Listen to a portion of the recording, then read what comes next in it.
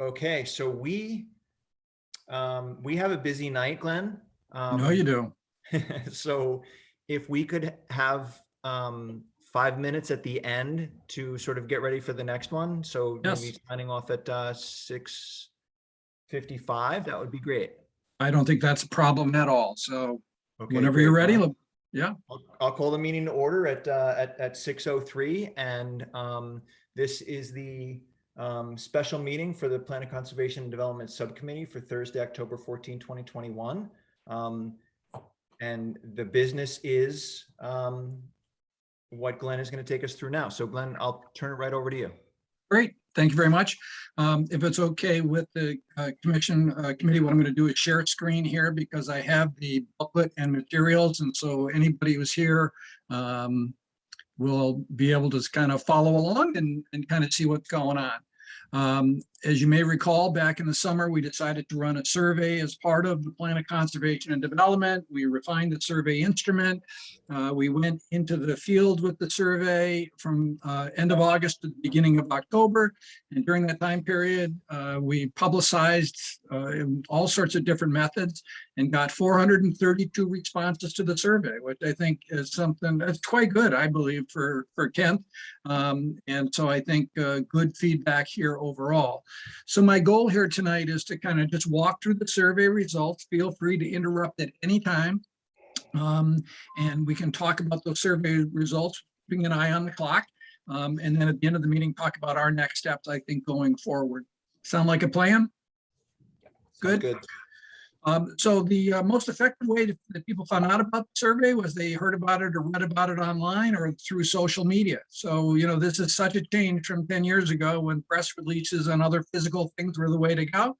That the bottom line right now is over 60% of participants found out about it virtually, emailed it around, et cetera. And so I think we can have an online presence as we go through the POCD update and feel comfortable that people will be in touch with what it is that we're doing and what we're working on.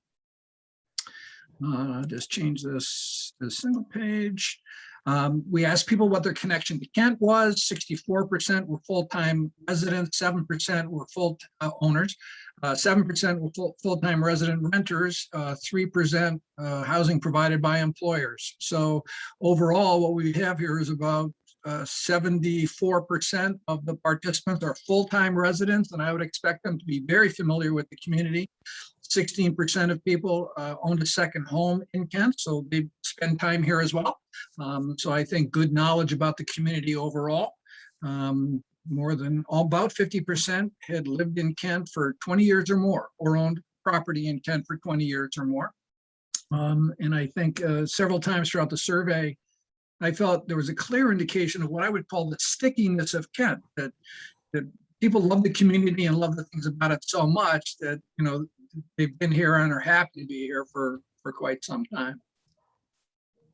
We asked people to help us understand what part of town that they lived in. 19% identified in the town center area. Outside of that, the most responses came from east of the Housatonic River and south of 341. So South Kent, I guess, would be the way to, all the way to the Warren line, Lake Warmog, et cetera. But that's actually probably could be the largest area of Kent. So it's not uncommon perhaps that we could have expected that.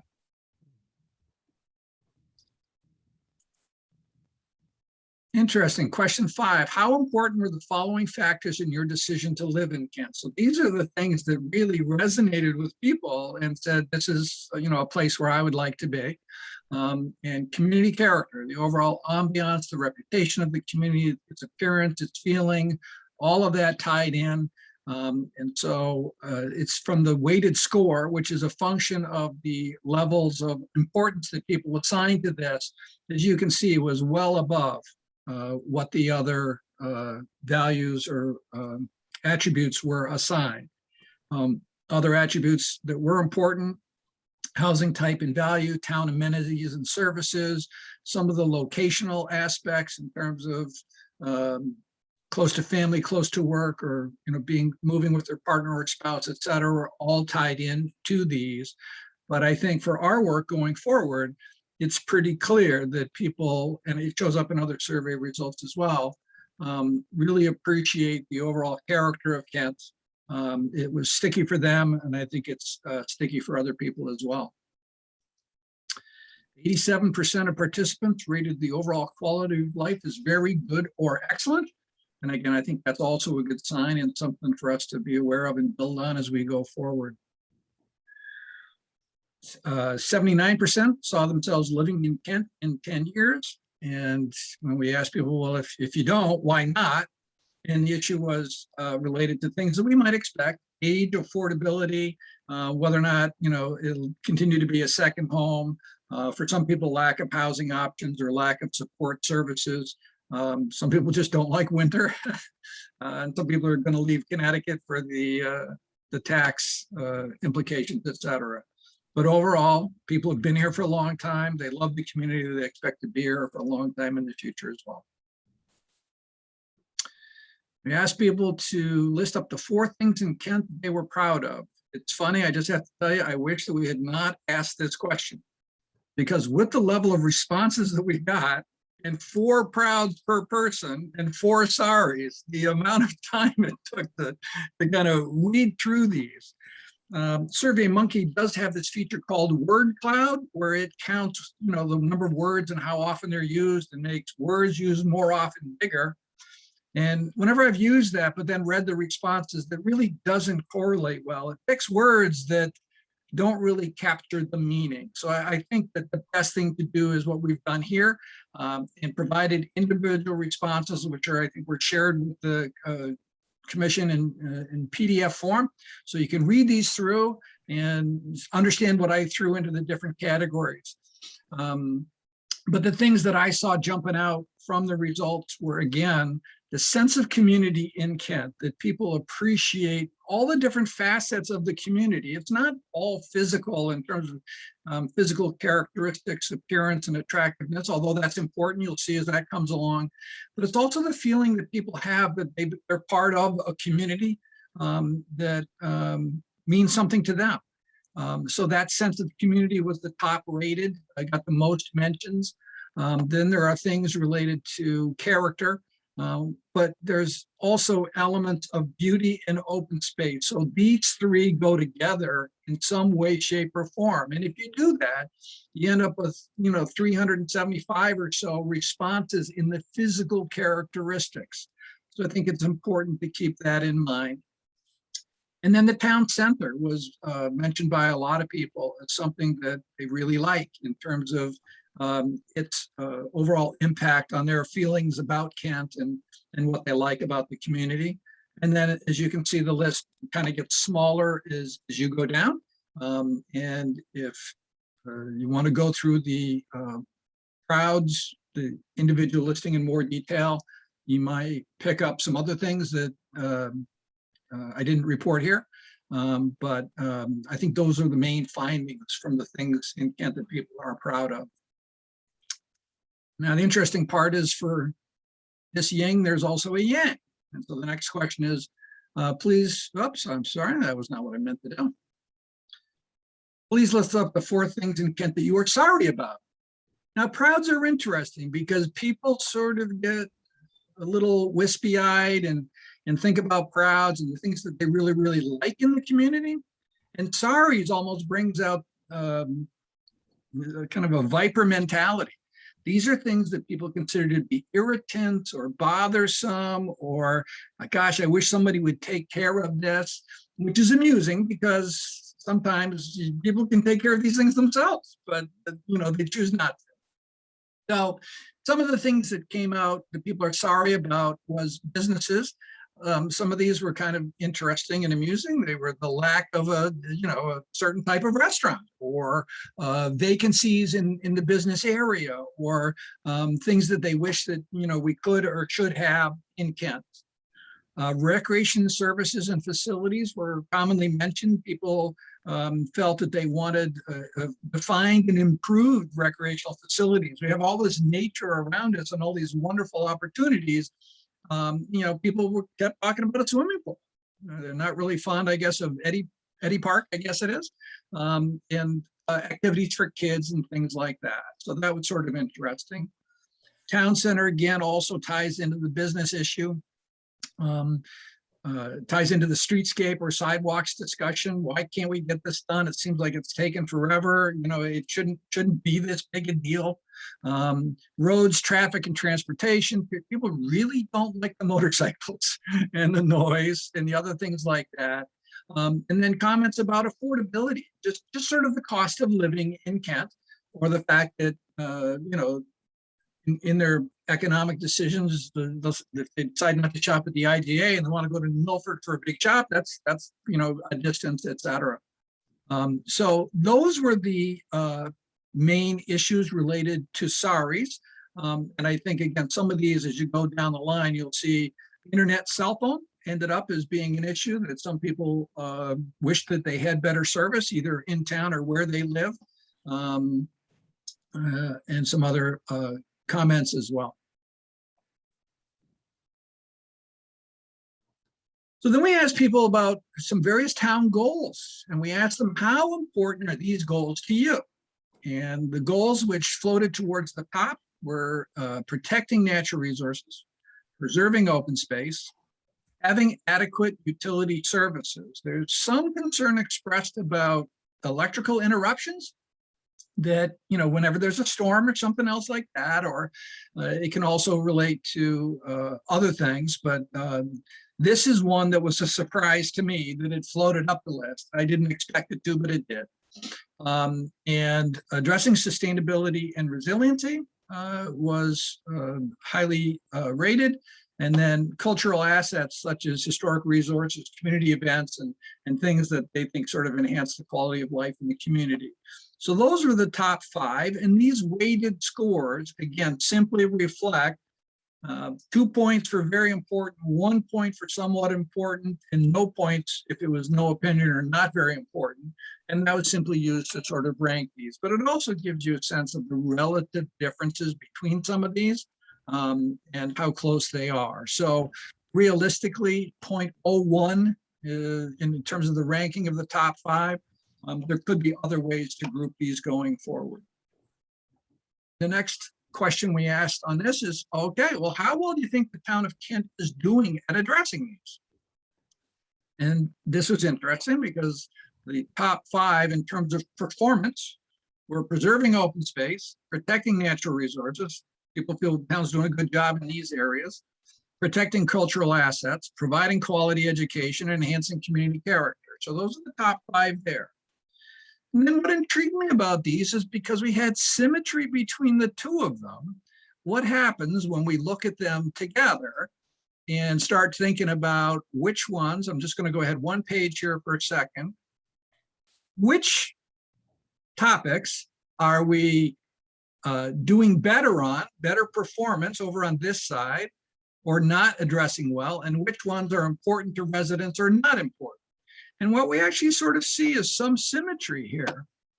These lines are the median performance or importance. So up here in the green, this is where the town is doing a good job and people feel that this is important to them. So that's a good thing. Over here in the purple, what we have is these are important to residents, but the town isn't doing as good a job as it could. I'll go back to the tables in a moment. Over here, again, the town's doing a good job, but it's not as important to residents. And over here, these are areas not as important and not doing as good a job. So this table, which is on page 8, tries to summarize this. These are the greens, 1 through 8, that tie to the table. We think that we're doing a good job on these, or the residents have told us we're doing a good job, and they've told us that these are important to them. So that's natural resources, protecting natural resources, preserving open space, having adequate utility services, protecting cultural assets, providing quality education, maintaining, enhancing the town center, promoting agriculture, and enhancing community character. That doesn't mean there isn't room for improvements in these areas, but overall, this is a report card. The town gets B's and A's, I think, in this category. These are the purples. They're important to people, but they didn't feel the town was doing as good a job, a below average job in this area. So maybe this is, a place to try harder or something else like that. So this involves sustainability and resiliency, climate change, carbon footprint, and broadband access. And I think these are things we already talked about as part of our meetings as being important things that, are growing in or emerging in terms of importance. So I think these are actually areas in the plan where we can make a difference in terms of promoting and guiding or addressing these topics. Now, in the next category, the orange, I'll call them, these are less than average importance to people, but the town's doing a good job on this, guiding residential development, promoting business and economic development, improving community services, and improving community facilities. And what's interesting to me about these is these are some of the baseline topics we think about in terms of zoning, in terms of a POCD. So people think that we're doing a reasonably good job, and they kind of take it for granted. That's why I think it's below average importance. Lastly, items 17 through 23, people indicated were below average importance to them and below average performance. So these are, the laggards, and maybe we can and should address these in terms of improving them.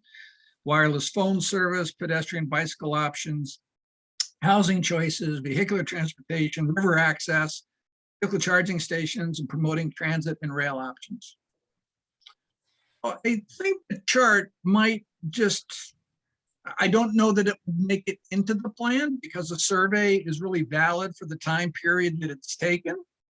But I do think that it could inform our efforts in terms of some of the strategies and things that we might want to address in the future. So I think this is useful or important to keep in mind moving forward. We asked people what they saw as the greatest challenge or need facing Kent in the next 10 to 20 years. We had 269 responses to that. And when they were grouped, character and development, I guess maintaining and preserving character and development was important to people. Issues related to affordability, concerns about the changing age demographics of Kent that may make it challenging for younger people to come here and to live here. Addressing economic development, et cetera. So again, these are grouped in the supplemental materials which were provided the answers to these questions. The question I love to ask was number 13. If you could make one thing happen to make Kent a better place, what would that be? And the issues related, again, this ties back, I believe, to the facility, the recreational services, but also other facilities and services of the town center, improving internet and cell phone service. These were the big two, facility service and town center, and dropped off somewhat after that. Interestingly, 60% of participants would be willing to spend $100 or more per year in taxes to accomplish the one thing identified as being important to them. The challenge we have is we have 262 different people who had different ideas about what was important to them and exactly how those tie out to these individual strategies. But there was an indication that people were willing to spend money. And in some of the surveys I've done in the past, there's been sort of the reverse. People want things to happen, but they're not really willing or ready to pay for them. And here in Kent, they said, you know what? No, some of these things are important. And I'd be willing to spend $100 more per year, or even, $50 more per year. You'd have 84% of the community would be willing to spend $50 more per year to make things happen. And the surprising thing about municipalities is $50 a year doesn't sound like much to an individual household. But when you tabulate that up for all of the households in Kent, it actually gets to be kind of a significant number. Finally, we had demographics. What age groups are you part of? Most of the participants were in the older age demographic.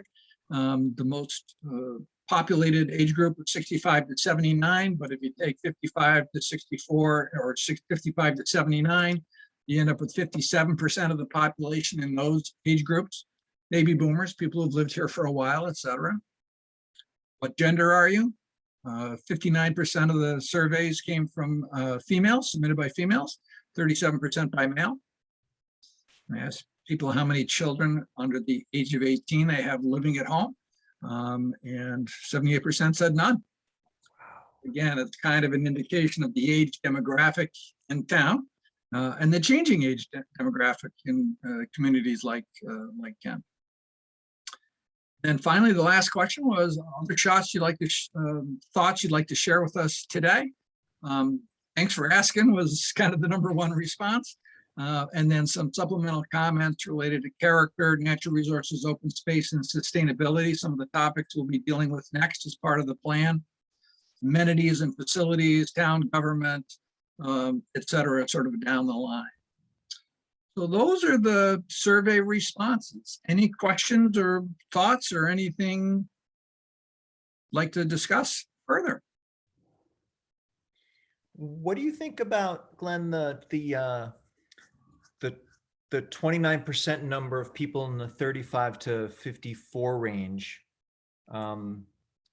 But then the fact that there are only 11% of the people have 2 kids, or, let's call it 18%, Yep. 1 or 2 kids. Do you think that just means that the younger generation, or that younger group, isn't having kids? Well, I think there's a lot of things going on that I think could tie into that. I'll share the screen back when the time comes if there's things we want to be looking at.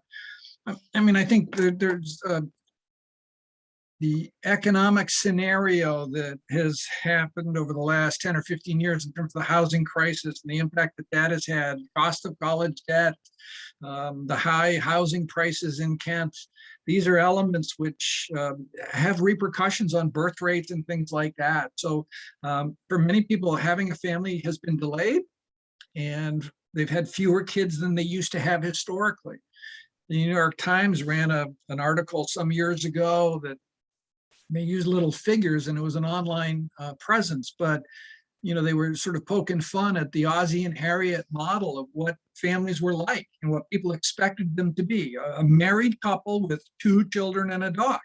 And the issue is, when you actually started looking at it back in the 60s and 70s, that was a predominant model of what a household or family was, and how much it's changed over the years in terms of what it is. So people come in many different flavors and sizes, and it's quite reasonable, I think, to assume that given the age characteristics of Kent, the vast majority of the population are in the empty nester category.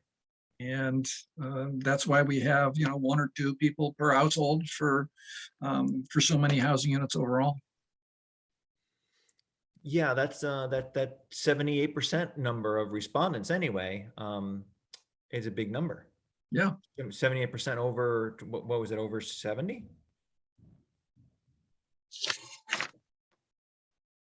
78% had no children living at home, under the age of 18 living at home.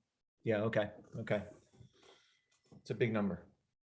It is a big number. But I think, again, I think housing prices can make it challenging for younger families to come to Kent. So I think that the affordable housing plan, which is also being created, I think, by the Housing Authority and with Northwest Hills Cog, I think could factor very much into our effort. They're going to undertake a separate process and tell us what they learn and what they see as we move forward in this area. With that number, when you looked at the age of the people who replied, I think it was, 3/4 of the people who did the survey were 55 and older. And at 55 and older, you probably there's a good chance you don't have children who are under 18. And I think that the 3, numbers and even 2 of them are on the other side of that. So it's even bigger than that, Adam, because I think what you see up here is the 55 and over is 25, 40, 65% of the participants in the survey were over the age of 55. So you're right. These are empty nesters, etc. If you are interested, I have saved the survey results as an Excel spreadsheet And for people who want to dive into the data, it's set up as a table. So you can actually break it out by people who live in the town center, over the age or under the age of, and what are the nature of their responses. And so it gives us the ability, or you guys the ability, if you want to dive into that in more detail. So I just realized talking about this, I said this, but I have not shared it with Donna yet. So Donna, you're gonna get an Excel spreadsheet from me tomorrow, which will be anybody who wants this, it's public information for the town.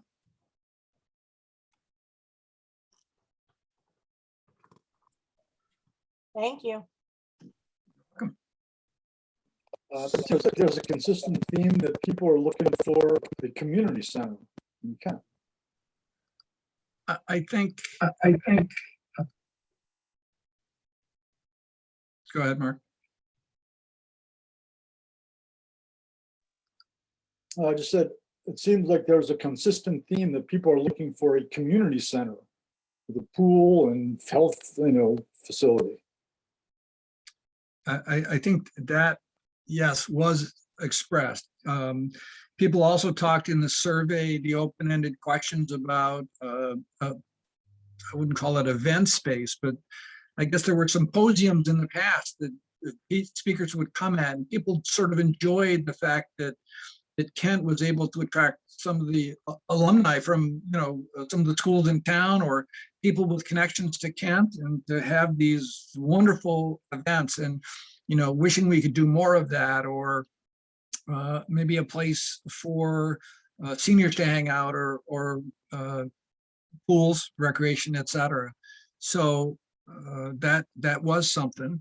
I may try to take a look at the data to see if I can find if we can kind of figure out whether people indicate they're willing to spend money for that particular type of stuff.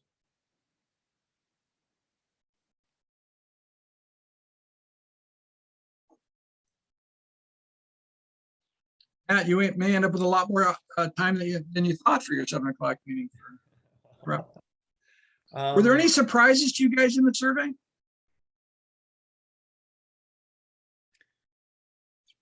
Honestly, I'm trying not to be jaded with respect to the comments coming back to us through the subdivision application that we're going to hear later this evening. But there seems to be there's a disconnect between the sense of community that everybody feels in response to the survey, and the sense of community that people don't seem to feel as it relates to this application. So I'm hoping that the sense of community with the Prouds isn't just sort of that teary-eyed, rose-colored glasses emotion that you were talking about earlier, and that's truly that's truly a Proud, and that what we're seeing with the subdivision application is just people being a little bit disappointed.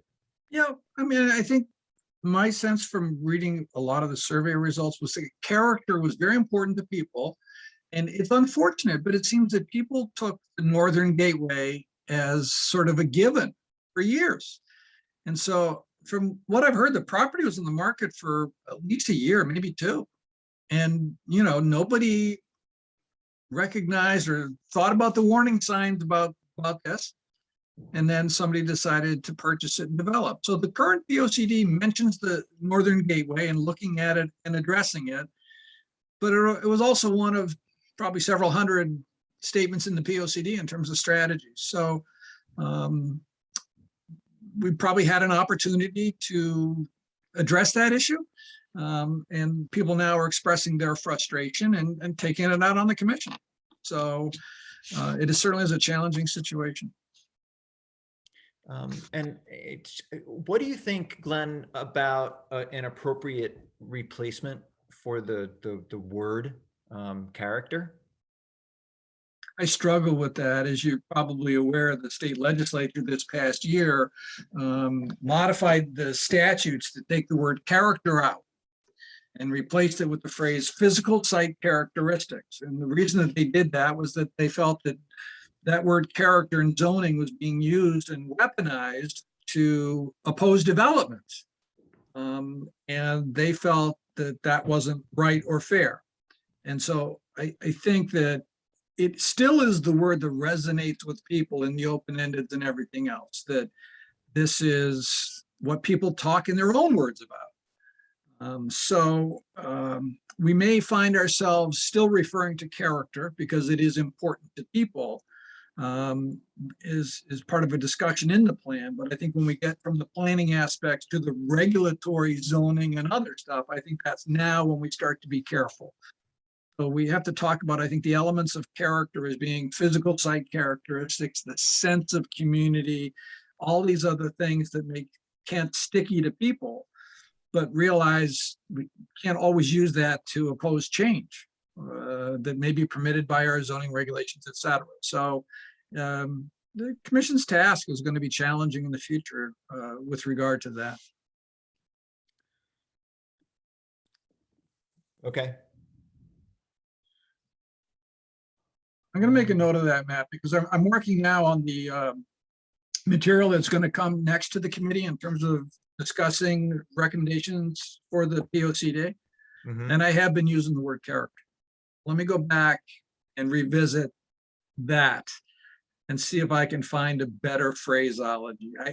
I've struggled for decades because it seems like a word which has different meanings to different people. We'd like to have precision if we can, but it's still the word that resonates most with people. So let me see what I can do. Okay, maybe we could change it to Zeitgeist. And have a German English dictionary in the back. Is that it? Find it in the sidebar. But yeah, that to many of the letters that came in recently to the commission, really, they most of the letters at least use character once, the term. Yep.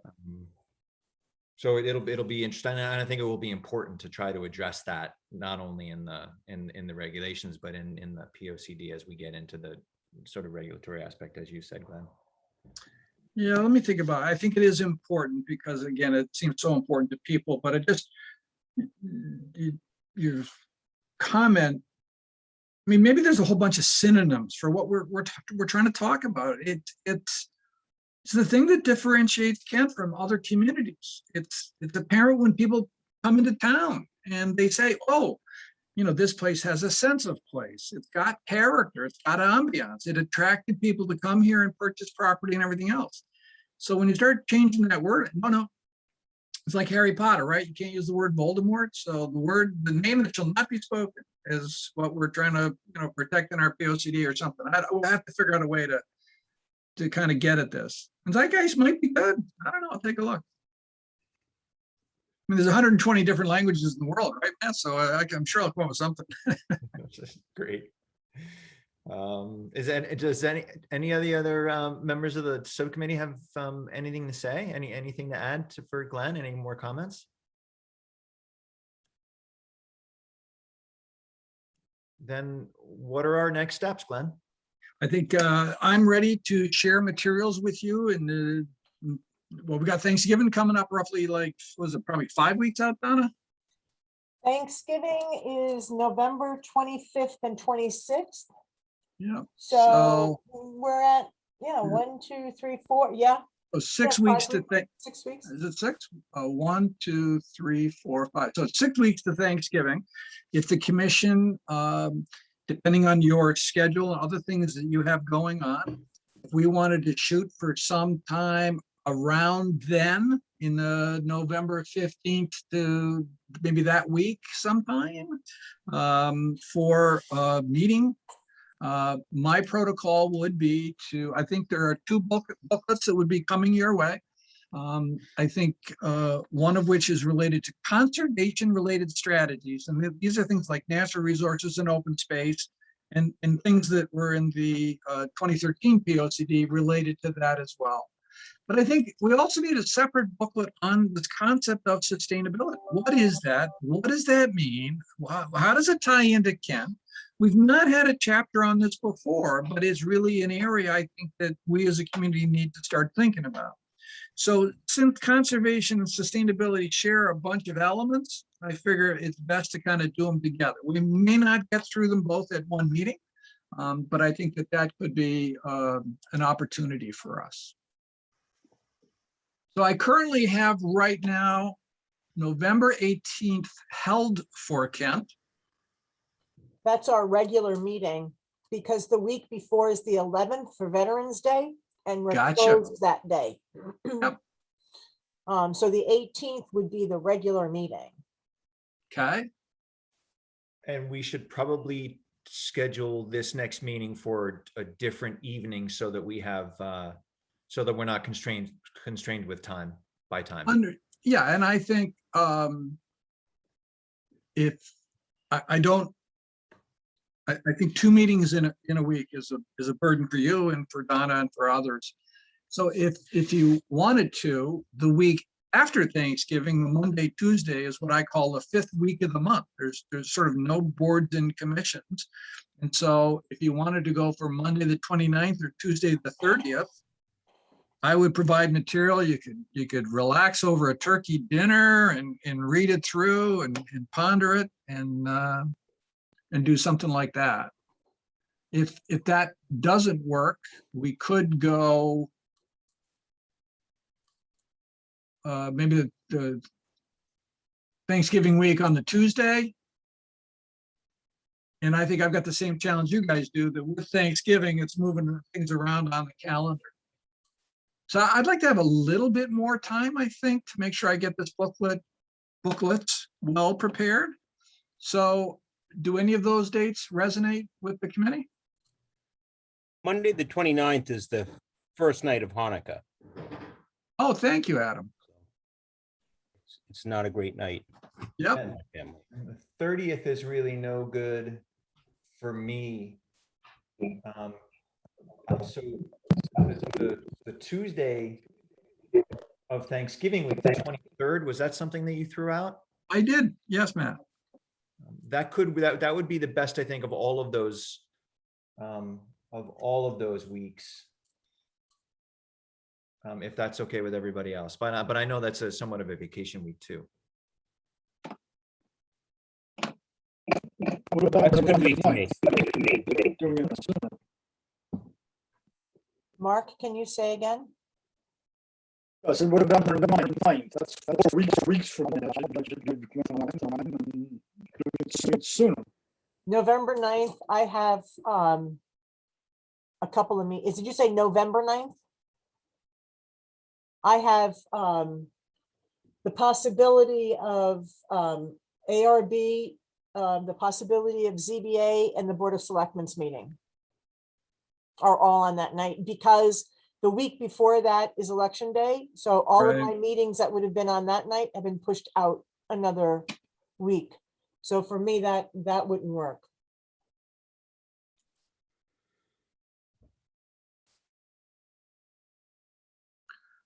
I mean, a Tuesday, Monday, the 15th or Tuesday, the 16th are also available if either of those look attractive to people.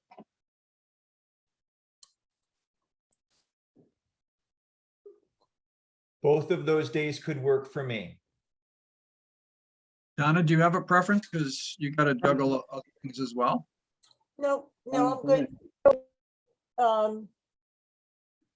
Hopefully the November 18th meeting will just be discussion and not any more controversial applications.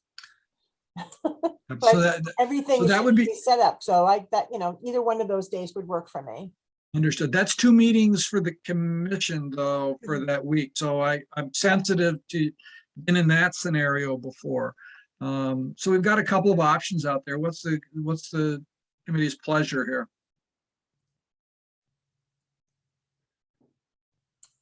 So if I had to choose, I would say the 23rd, or even the 20. So my first choice would be the 23rd. My second choice would be the 16th. I can do both of those days, so it doesn't matter to me, either the 16th or the 23rd, as long as we maybe start early, like 6 would be great. Certainly. That could work for me too. I can do either of those. I prefer the 23rd, but I can do the 16th. Go out a day. I prefer the 16th because I'm having Thanksgiving. I'm thinking positive.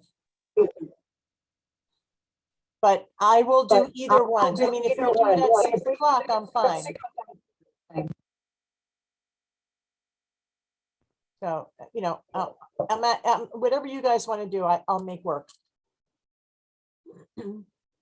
And I think that I'm going to try to make, our goal here was to make the plan short, visionary, concise. I don't think the booklets are going to be extremely lengthy. So I think that in the survey results indicate that these are topics which are important to people, but we're doing a good job on. So the main discussion topic is going to be the concept of sustainability and how we frame that as part of the POCD.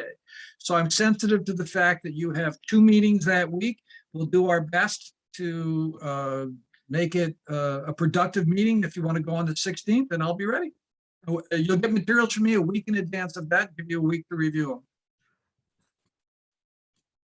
16th it is. I'm seeing some nodding heads. Everything Yeah. go? Sure. Perfect. Okay. And then I think when we get to the 16th, we'll have the same type of discussion about what to do in the month of December. The next booklet after that would be development-related topics, and particularly, I think, with regard to the town center and some other elements there. And then we can decide what our timing might be on that one. In the meantime, I'll continue. I've been doing research, interviews, et cetera. I'll continue that and see you November 16th. I just have a question for the commission.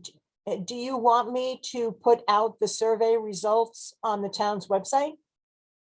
I would like to be able to at least thank the people who participated on Facebook and say, you know, thanks so much, you guys, you know, we had this many this number of results.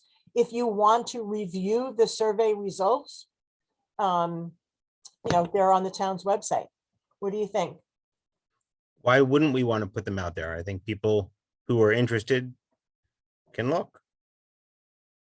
Okay, Absolutely agree. I okay, agree cool. too. I think it's a good idea. So I've had I will put out booklet number 2 then. And that will be all that I'll put out. If they want more information, then I can send them the rest of the backup information that, you know, that explained all of the, like, question 7 and on. Was it 7, 8, 10, and 12, I think, or in there? Yeah. Are you talking about the open-ended questions? Donna? Yeah. Yeah, so I mean, on some surveys I've done, some of the comments have been, I would say, unfortunately, rude and inappropriate. Right. So that's why I was kind of leaning at just putting out booklet 2. I don't think there was a lot in here. So there's a couple of ways to go. I think one way is just put it all out there, and any snarky comments are definitely going to be in the minority. And I don't think they were that mean. So that's one option. Option 2 would be to put booklet 2 out. And if people want to come in and see it, or if they want to, you know, ask you for it or something like that, as soon as it goes out digital, it's going viral. So it's going to get sent around. And then the third option is just to share booklet 2. So it's really a point of sharing. And I think I wouldn't have any trepidation about the whole package here. I'm in the process of doing another survey, and my advice to the town was embargo the open-ended questions, because it's an affordable housing plan for another community, and the comments really are kind of rude. So it's the commission's pleasure here, how you'd like to proceed.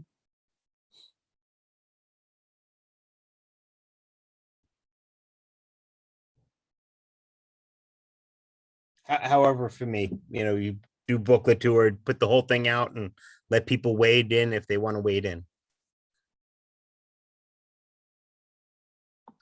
Maybe start with booklet 2, Donna, Okay. right? Start with booklet 2, and if you start getting inundated with requests, Then I'll put them out. perfect. Okay. All right, it'll be up on the Town of Kent Facebook page tomorrow. Wonderful. Thanks, Donna. If you have any questions, I'll share the Excel table with you tomorrow as well. Okay. And Mr. Chairman, back to you, I believe, and you got 13 minutes to go crazy with. Do whatever we want. There you Great. go. Well, I think this is, it's all great information. I'm pleased that we had, so many respondents. So am And I'm happy to share all the information with everybody in the town. I think the more involvement we have, the better off we'll all be. So thanks, Glenn. Thank you. So you guys have a good meeting tonight. I'll see you next month. All right, sounds good. All Okay, right, I'm signing off. Thank you. All Good right, bye-bye, night. Glenn. all right, I'll see you guys in about 15 minutes. Sounds great, Donna. Thanks. Thanks, Okay. everybody.